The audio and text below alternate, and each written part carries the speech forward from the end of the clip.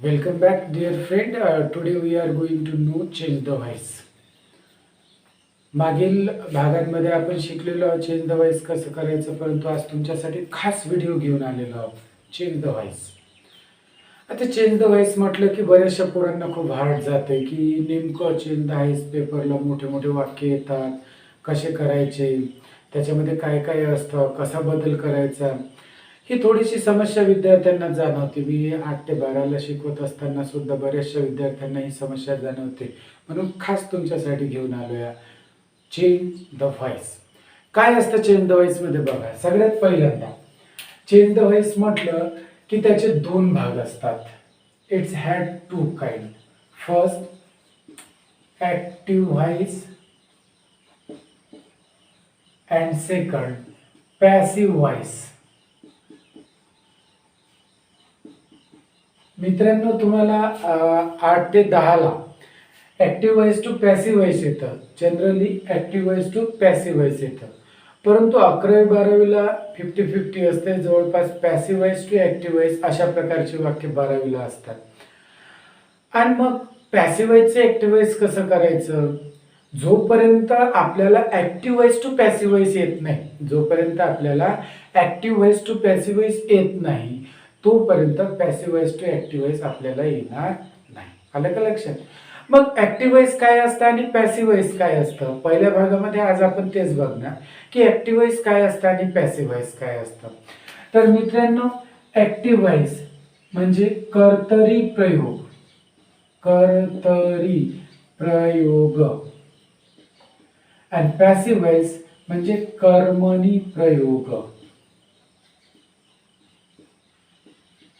Active voice म्हणजे कर्तरी प्रयोग, पॅसिव्ह व्हॉइस म्हणजे कर्मणी प्रयोग. कर्त्याला धरून जी वाक्याची रचना केलेली असते ते वाक्य म्हणजे ऍक्टिव्ह व्हॉइस. आणि ऑब्जेक्टला म्हणजे कर्माला धरून ज्या वाक्याची रचना केलेली असते ते वाक्य म्हणजे पॅसिव्ह व्हॉइस. म्हणजे ऍक्टिव्ह व्हॉइसच्या वाक्याची रचना कशी असतं, कसं ओळखायचं हे वाक्य ऍक्टिव्ह व्हॉइसच आहे व कसं ओळखायचं हे वाक्य पॅसिव्ह व्हॉइसच आहे व ते ओळखता आलं की जमलं. मग ऍक्टिव्ह व्हॉइसच वाक्य हे ओळखण्यासाठी काय करायचं? ऍक्टिव्ह व्हॉइसचं वाक्य यासाठी एक की दिलेल्या वाक्यात सुरुवात सब्जेक्टने असते.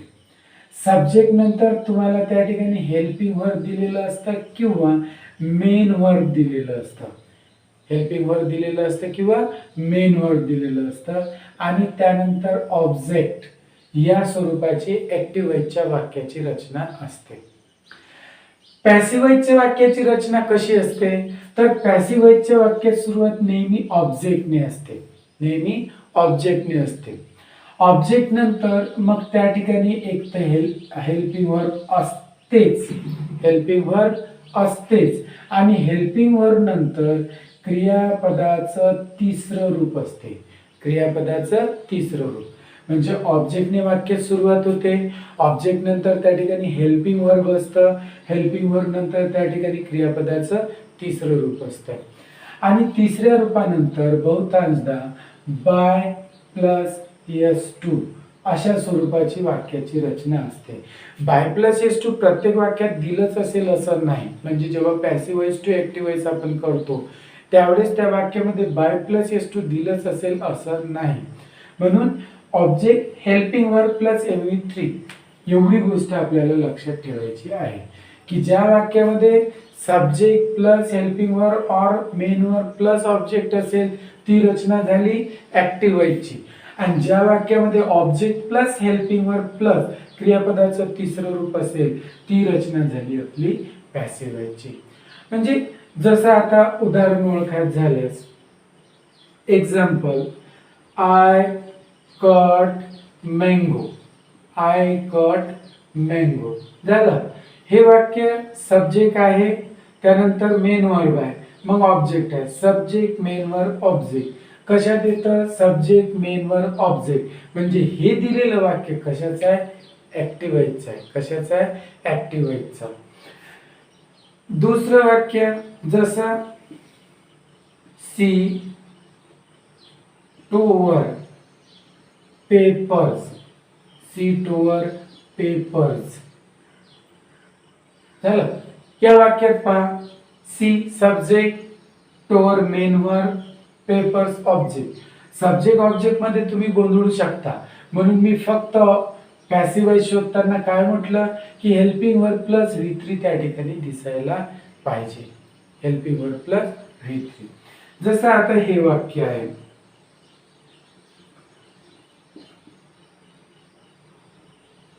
क्लॉथ, वेअर,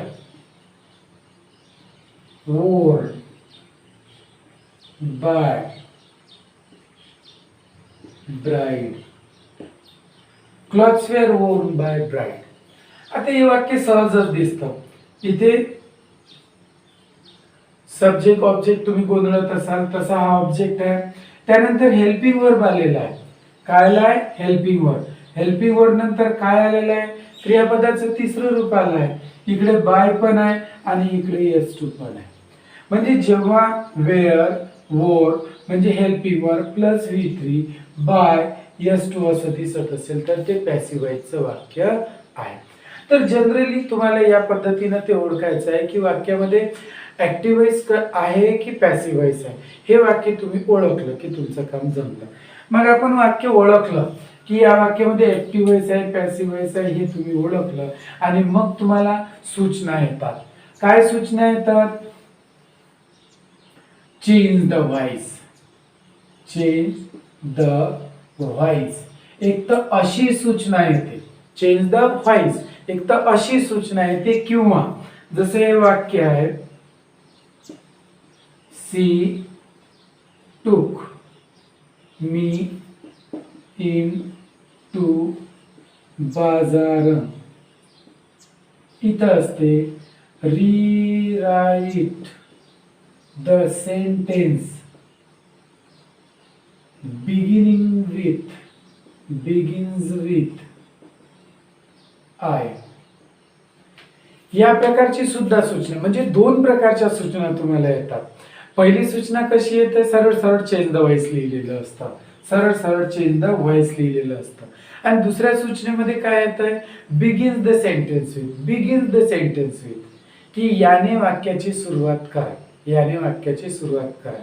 जसे या वाक्यामध्ये rewrite the sentence begins with I, की या दिलेल्या वाक्यात सुरुवात आय ने करा. मग समजून जायचं बिगिन्स विथ. जर नाउन असेल, प्रोनाउन असेल, सब्जेक्ट दिलेलं असेल, ऑब्जेक्ट दिलेलं असेल, बिगिन्स विथ म्हटलं, हे वाक्य यानं सुरू करा, समजून जायचं त्या वाक्यामध्ये आपल्याला पॅसिव्ह वॉइस करायचं आहे. मग आता पॅसिव्ह वॉइस, ऍक्टिव्ह वॉइसचं पॅसिव्ह वॉइस आपल्याला करायचं आहे. सगळ्यात पहिल्यांदा आपण ते शिकणार. Mean who has learned active voice to passive voice, he can easily mold the sentence from passive voice to active voice. यानी जिसको भी एक्टिव वॉइस से पैसिव वॉइस करना पता चल गया, उसे पैसिव वॉइस से एक्टिव वॉइस करने में आसानी होती है. लेकिन उसके लिए हमें चार चीजें पहले ज्ञात होनी चाहिए. सगळ्यात महत्त्वाच्या या चार गोष्टी असतात तुम्हाला. या चार गोष्टी जर तुम्हाला माहित झाल्या तर त्यानुसार तुम्ही वाक्यात ब्रेक देऊ शकता आणि वाक्याला मोल्ड करू शकता, ट्रान्सफर करू शकता. सो सगळ्यात पहिल्यांदा त्या वाक्यामध्ये काय करायचं, या चार गोष्टी दॅट्स आर इम्पॉर्टंट. की जेव्हा आपण एखादं वाक्य ऍक्टिव्ह वॉइस मधून पॅसिव्ह वॉइस मध्ये करत आहोत तेव्हा या चार गोष्टी शोधायच्या. नंबर 1 सब्जेक्ट, की वाक्यामध्ये सब्जेक्ट काय आहे, सब्जेक्ट काय आहे ते शोधा. Number 2 helping verb, helping verb mean HV काय आहे ते शोधा. नंबर 3 त्या ठिकाणी मेन वर्ब काय आहे ते शोधा, मेन वर्ब काय आहे ते शोधा. एंड नंबर 4 ऑब्जेक्ट मीन O काय है ते शोधा. हमें चार चीजें उसमें ढूंढनी होती है. सबसे पहले तो दिए हुए वाक्य में सब्जेक्ट क्या है, उसके बाद में हेल्पिंग वर्ब कौन सा है, उसके बाद में मेन वर्ब कौन सा है, उसके बाद में ऑब्जेक्ट कौन सा है. ये चार चीजें हमें उसमें ढूंढनी होती है. या चार गोष्टी आम्हाला त्याच्यामध्ये बघायच्या आहे. या चार गोष्टी मिळाल्या की मग त्या वाक्याला आपण या प्रकारे बदलू शकतो. हे झालं ऍक्टिव्ह वॉइस शोधणं. मग आता पॅसिव्ह वॉइस करत असताना या चार गोष्टी तुम्ही शोधल्या, त्याला काय करायचं. पॅसिव्ह वॉइस करत असताना हे ऑब्जेक्ट पुढे घ्यायचं, हे ऑब्जेक्ट हमें सामने लेना है. ऑब्जेक्ट लेने के बाद ये हेल्पिंग वर्ब लेना है. क्या लेना है? Helping verb. आता इथे सगळ्यात महत्वाची गोष्ट हेल्पिंग वर्ब घ्यायचा आहे. पण समजा दिलेल्या वाक्यात जसं इथं सी कट मँगो, सी टुक मी इनटू बाजार, या वाक्यात हेल्पिंग वर्बच नाहीये. मग कसा प्रॉब्लेम? आता दिलं असेल तिथे सुद्धा प्रॉब्लेम. कारण दिलं असेल म्हणजे इथे ऍम असेल तर पॅसिव्हाइज करताना ऍमच येईल जरुरी नाही. इथे इज असेल तर पॅसिव्हाइज करताना इजच लागेल असे जरुरी नाही. कारण आपण ऑब्जेक्टला पुढे घेतो आणि या ऑब्जेक्ट नुसार आपल्याला हेल्पिंग वर्ब बदलावं लागतं. म्हणजे इथे जर ऍम इज असेल तर इथे त्याच्या वचनानुसार ते आरही होऊ शकतं, वाज असेल तर वेरही होऊ शकतं, वेर असेल तर वाजही होऊ शकतं, आर असेल तर इजही होऊ शकतं. ही गोष्ट लक्षात ठेवा कि दिए हुए वाक्य में जो हेल्पिंग वर्ब वो वैसा का वैसा ही इस्तेमाल नहीं किया जाता है. उसे ऑब्जेक्ट के अनुसार, उसके वचन के अनुसार बदला जाता है, बदलवलं जाते या ऑब्जेक्टच्या वचनानुसार, एक वचन बहुवचनानुसार.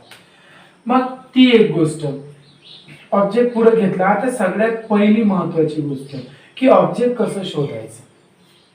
महत्वाची गोष्ट ऑब्जेक्ट कसं, खूप मोठे मोठे वाक्य असतात आणि त्या वाक्यामध्ये ऑब्जेक्ट फ्रेझल वर्ड मध्ये असतं. मग कसं शोधायचं? सिंपल. काय करायचं? व्हॉटने मेन व्हर्बला प्रश्न विचारायचा. व्हॉटने मेन व्हर्बला प्रश्न विचारावा. जे उत्तर मिळेल ते झालं ऑब्जेक्ट, जे उत्तर असेल ते झालं ऑब्जेक्ट. यानी जब भी हम व्हाट से मेन वर्ब को क्वेश्चन करेंगे और जो आंसर आएगा वो होगा ऑब्जेक्ट. जसे या ठिकाणी आपण घेऊ की पहिल्यांदा चार गोष्टी शोधा. सब्जेक्ट काय आहे या वाक्यात? आहे. मग हेल्पिंग वर्ब पहा, दिलेल्या वाक्यात हेल्पिंग वर्ब नाही. मग मेन वर्ब पहा, कट. सब्जेक्ट नंतर जर हेल्पिंग वर्ब नसेल तर मेन वर्बच असते, लक्षात घ्या. मग सब्जेक्ट शोधला आपण, मेन वर्ब शोधलं. मग आता शोधायचा ऑब्जेक्ट. व्हॉटने याला प्रश्न विचारला, what cut? Answer will be mango. What cut? काय कापलं? मँगो. मँगो झाला ऑब्जेक्ट. तर अशा प्रकारे व्हॉटने मेन वर्बला प्रश्न विचारायचा, जे उत्तर मिळेल ते झालं तुमचं ऑब्जेक्ट. मग ऑब्जेक्ट घेतलं, ऑब्जेक्ट नंतर काय घ्यायचं आहे? हेल्पिंग वर्ब घ्यायचं आहे. मग हेल्पिंग वर्ब जे वाक्यात दिलेलं आहे, जे वाक्यात दिलेले आहे ते ऑब्जेक्ट नुसार बदलून घ्यावे. ऑब्जेक्ट नुसार बदलून घ्यावे म्हणजे ऍमचं इजही होते, ऍमचं आरही होते, आरचं इजही होईल, एमही होईल, वाजचं वेरही होईल, वेरचं वाजही होईल, असं बदलून घ्यायचं. ते झालं. मग समजा दिलंच नाही आहे सर, तर मग काय करायचं? ते इथं तिसरी गोष्ट लक्षात घ्यायची. जर हेल्पिंग वर्ब दिलंच नाही आहे, हेल्पिंग वर्ब दिलं नसेल तर मेन वर्ब बघायचा. काय बघायचा? मेन वर्ब बघायचा. आणि मेन वर्बच्या काळानुसार जर समजा मेन वर्ब प्रेझेंट टेन्स मध्ये असेल, मेन वर्ब प्रेझेंट टेन्स मध्ये असेल तर इथं एम, इज, आर यापैकी एक हेल्पिंग वर्ब घ्या. आणि जर मेन वर्ब पास्ट टेन्स मध्ये असेल तर वॉज किंवा वेअर हे हेल्पिंग वर्ब घ्या. आलं लक्षात कि यदि दिए हुए वाक्य में हेल्पिंग वर्ब नहीं है तो क्या करें?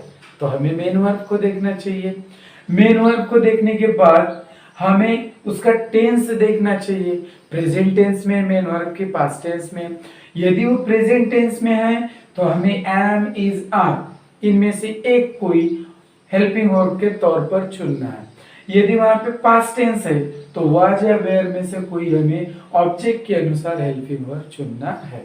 हो गई हेल्पिंग वर्ब की समस्या सॉल्व. इझी. मग हेल्पिंग वर्ब घेतलं, त्यानंतर घ्यायचं मेन वर्ब 3, MV3. मित्रांनो, क्रियापदाची तिसरी रूप तुम्हाला पाठच असायला पाहिजे. कारण 3 प्रकारची क्रियापदाची रूप तुम्हाला असतात. कोणत्या 3 प्रकारची क्रियापदाची रूप असतात? मेन वर्ब 3 घेताना तुमचे थोडेच धांदल होते, काही चुकीचे करतात. जसं तीन प्रकारची कोणती, एक की ज्यातले V1 V2 V3 सारखे असतात, ज्यातले V1 V2 V3 सारखे असतात. जसं कट कट कट झालं, cut cut cut, put put put, shirt shirt shirt, हे झाले की ज्याचे V1 V2 V3 सारखे असतात.